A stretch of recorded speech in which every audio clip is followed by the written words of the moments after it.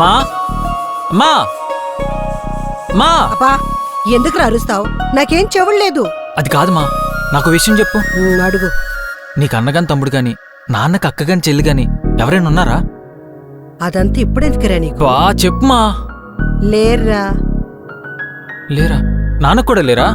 లేర్రా. కన్ఫామా? ఒకసారి గుర్తెచ్చుకో, మీ పెళ్ళికి ముందు అందరిని వదిలేసి వచ్చారుగా, మర్చిపోయి ఉంటావేమో.